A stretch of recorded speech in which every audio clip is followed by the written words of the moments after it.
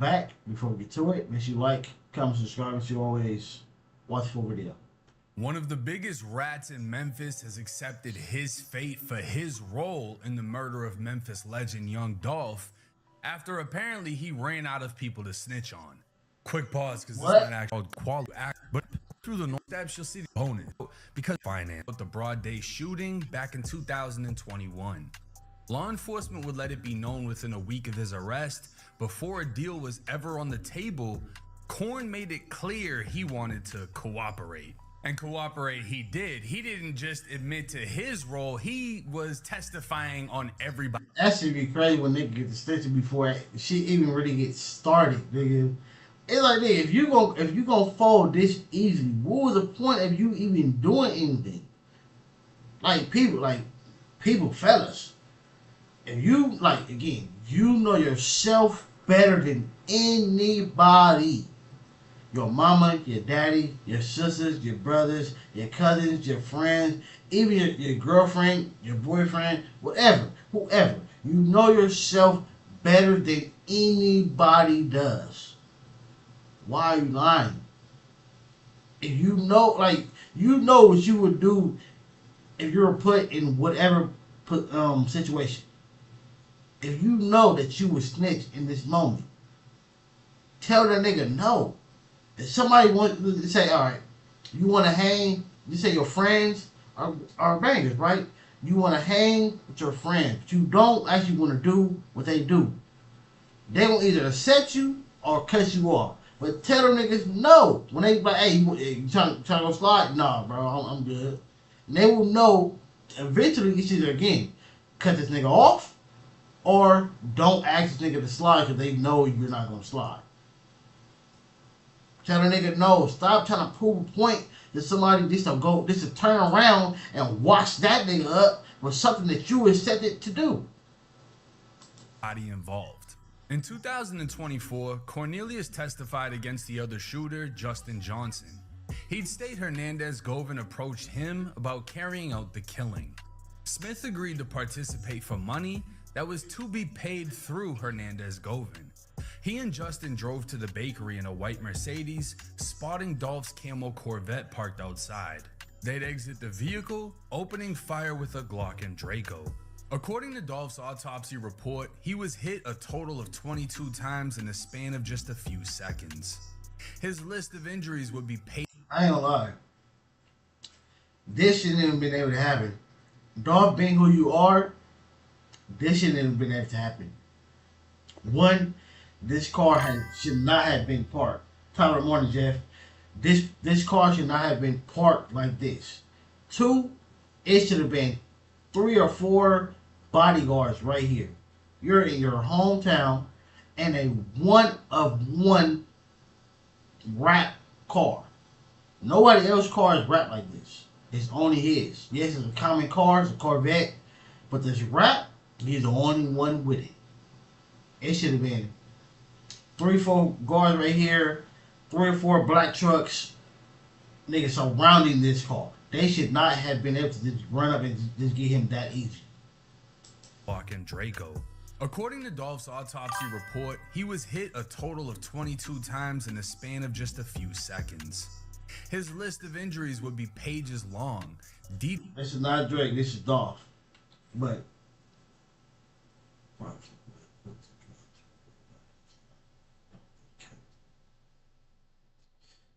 I already know. I've heard some of the songs, some of them wasn't that tight, bro. Again, you know this off subject, but to reply to this statement above my head, when it comes to Drake, in my opinion, he took the saying of him being called the greatest rapper ever. He took that shit to the head and therefore stopped applying pressure in the music. He just raps over a beat and gives it out. There you go. He thinks by him dissing people that's gonna just make the beat, that's gonna make the music hot. Nah. Real music is better than anything that you're trying to make go viral.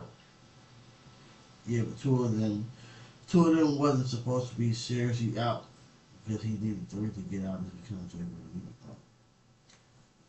See? And he should have put that. That should have been the title of the album. This shit for play.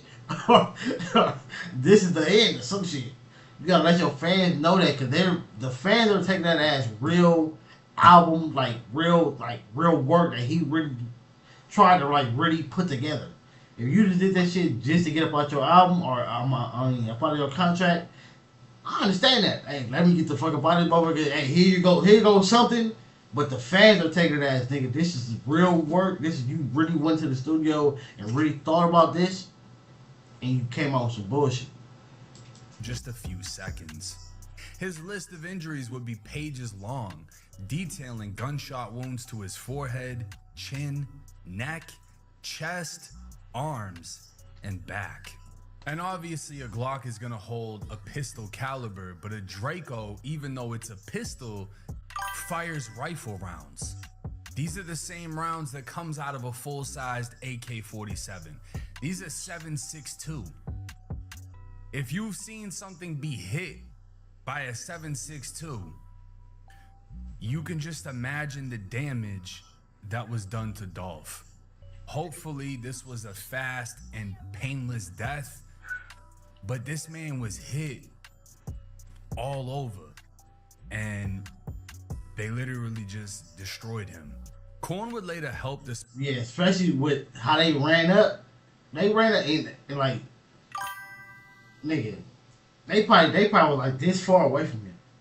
Probably getting hit with a Draco that close, nigga.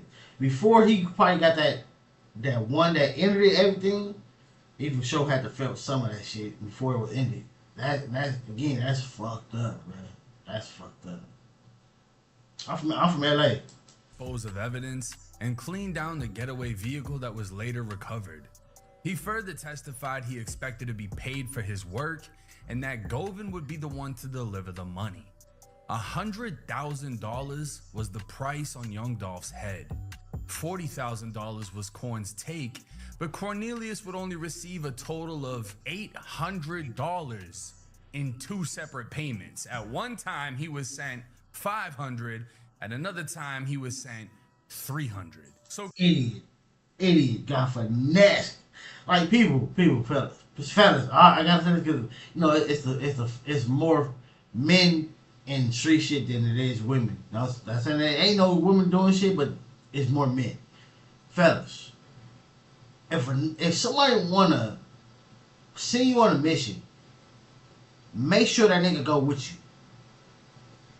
Do not let somebody hype you up, pump you up, send you on a crash dummy mission if that nigga ain't want to do it to go himself. It's like somebody sending you to go put hands on somebody. Don't go do it if that nigga ain't willing to defend himself. You can't defend a nigga if he ain't willing to defend himself, bro.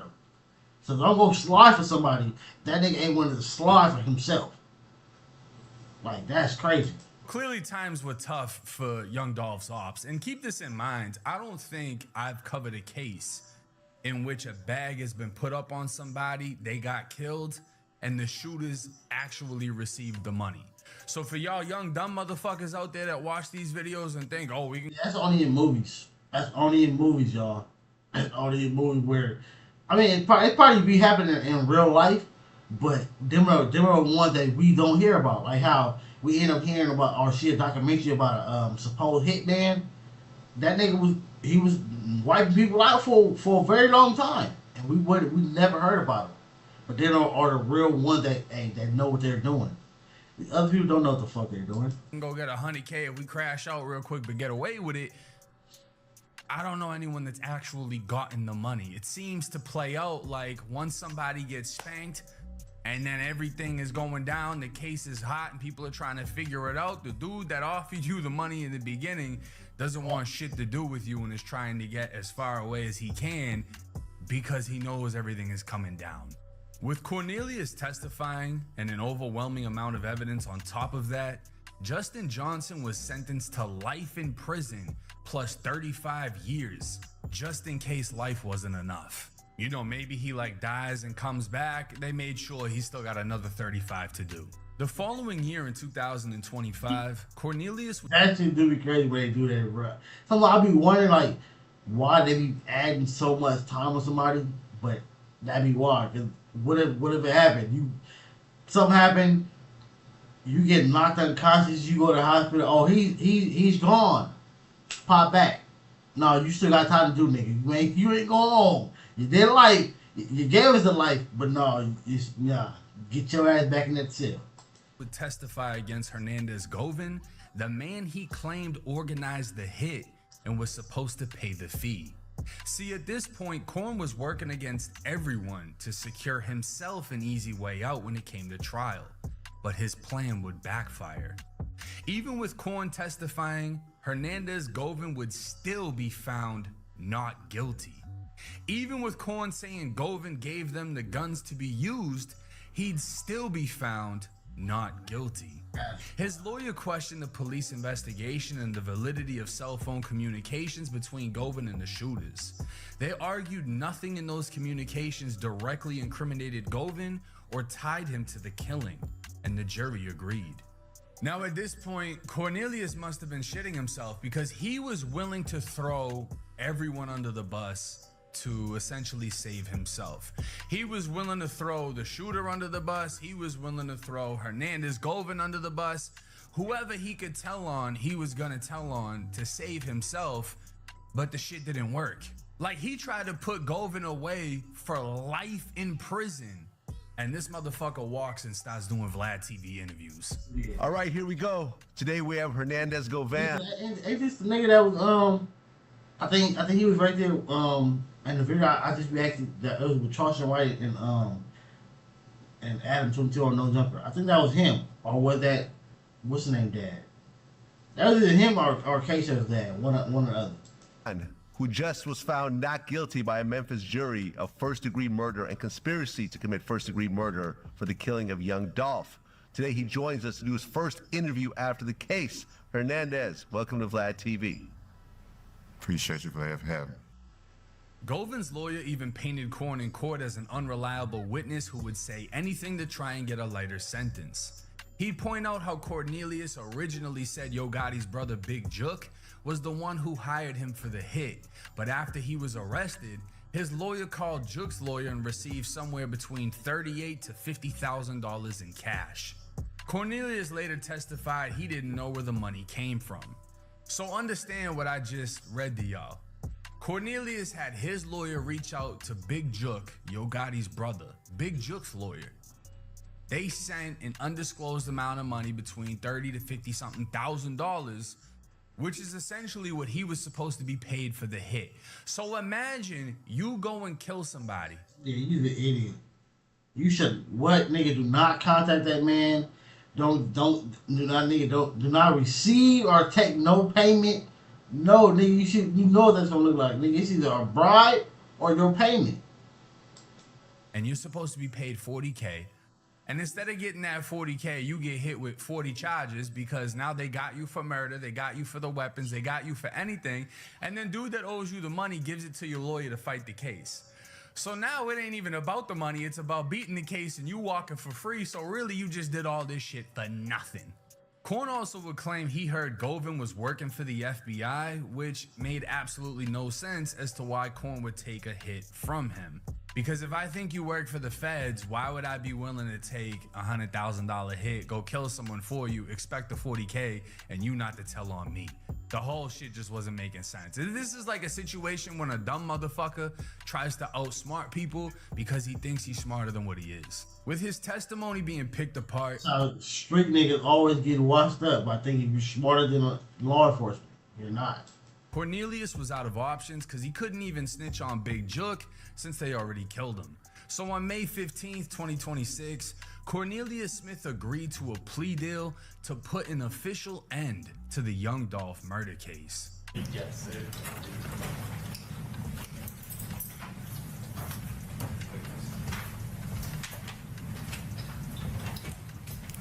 This is State of Tennessee versus Cornelius Smith. This indictment 2204769, matter that's been pending in this court for some time. I think it also has been the subject of a couple trials for the co-defendants. Mr. Smith will plead guilty to the offense of murder, second degree, a class A felony as included under count 1 of the indictment. 20 years confinement as a 100% violent offender. Be served Tennessee Department of Corrections. Taken into consideration in this plea is Mr. Smith's cooperation in this matter from the time of his arrest until. You got 20 years. They take your cooperation into consideration, but you still get 20 years.